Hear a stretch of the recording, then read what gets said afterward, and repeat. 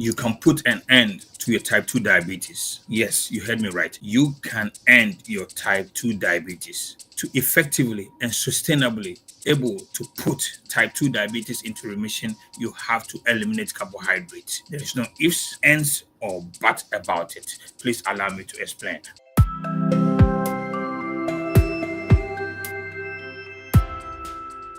My name is Dr. Ennin, doctorate pharmacist and a functional medicine doctor, and welcome to my channel. So what is type 2 diabetes?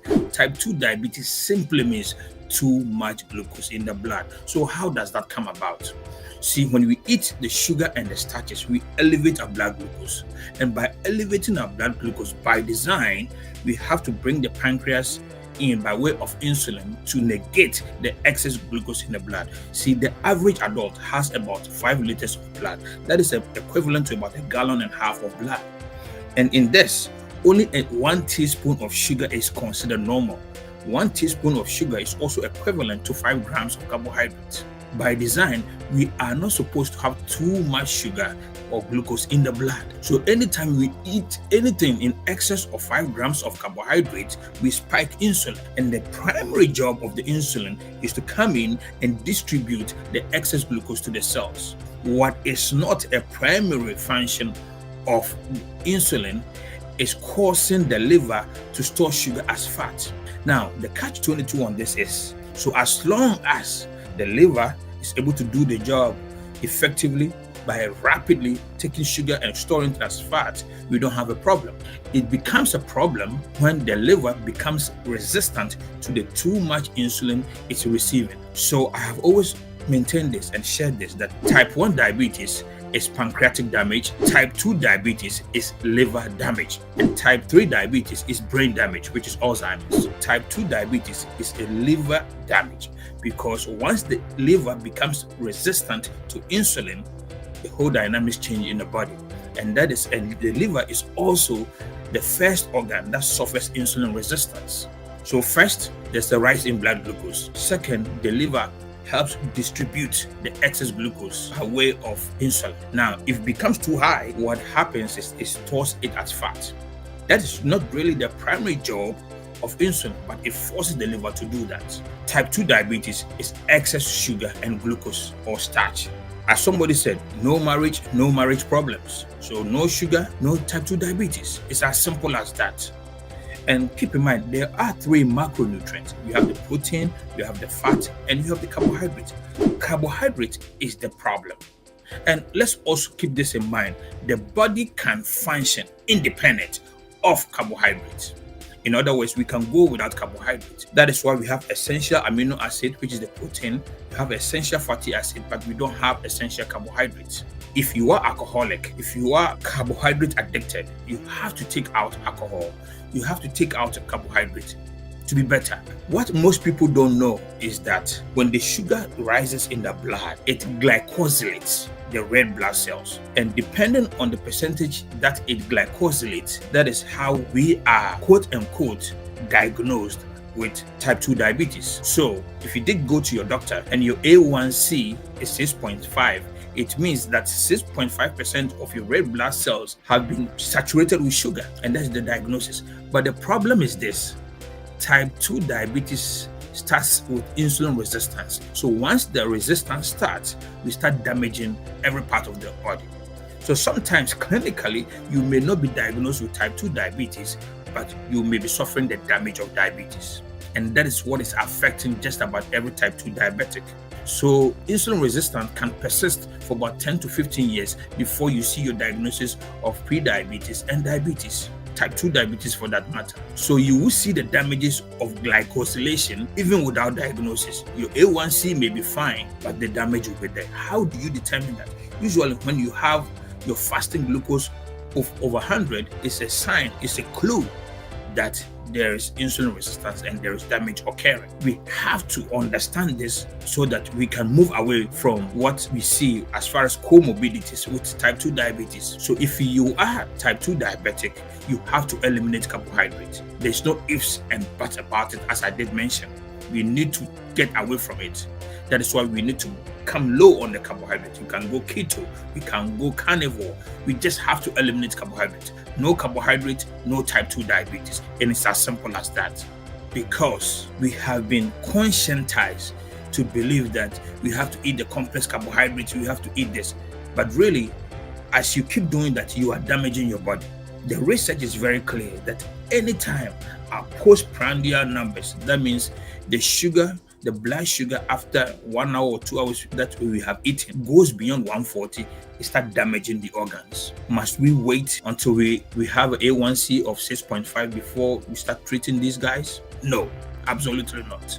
So your fasting insulin is even a clue to tell you that you are suffering the consequences of high blood glucose. The average fasting blood glucose in the morning should be between 60 and 85. That is just the range. Anything beyond that can be a problem. The most you can go is 90 milligram per deciliter. And that is what we have to remember. And that's what we have to know. And if you are looking to really optimize your health, if you are really looking to fix your health, that is the approach you have to take. And it's as simple as that. Endocrinologists give you the pills, will give you the recommendations that will further worsen things. I've seen people do oatmeal for breakfast, brown rice for lunch for years of being type 2 diabetics, and they are on 3 medications. And sooner or later, you realize that they have a kidney dysfunction, they have erectile dysfunction, they have retinopathy, they have nerve damage. Yes, when you have type 2 diabetes, your damage is dependent on what goes across your face. And it doesn't matter what goes across your face. As long as you are eating carbohydrates, you are still damaging your body. Just like an alcoholic, if you're an alcoholic, you have to stay away from all forms of alcohol, including wine. So as an alcoholic, you are not supposed to be drinking. The same thing with somebody who is carbohydrate addicted.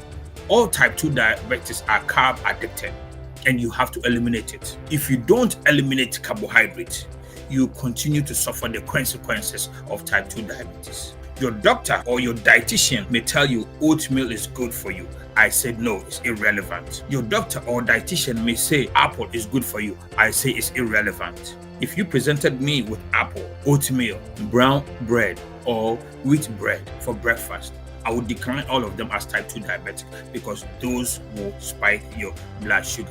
Anytime we go beyond 140, we further induce the damage to our body, to the eye, to arteries, to our kidneys, to our nerves, and every part of the body gets saturated with sugar, and for that matter, suffer the consequences of sugar. So if you are type 2 diabetic, typically this is what the trend is.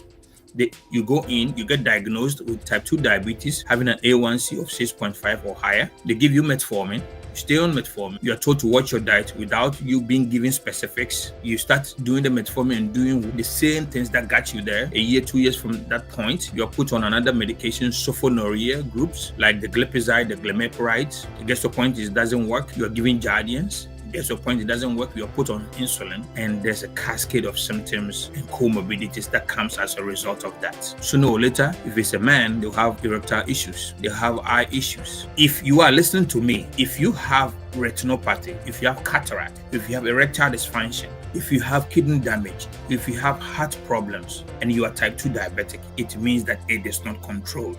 In order to control it and to avoid this slew of symptoms, you need to cut down carbohydrates. I know it's a challenge for most of us to cut down carbohydrates because of what it does to the body. It makes us feel good. It has a part in the brain that makes it very addictive, and I've mentioned that on so many of my videos. So the challenge part is how we fight off the carbohydrate battle. We can do well as type 2 diabetics only on one premise: our divorce from carbohydrates.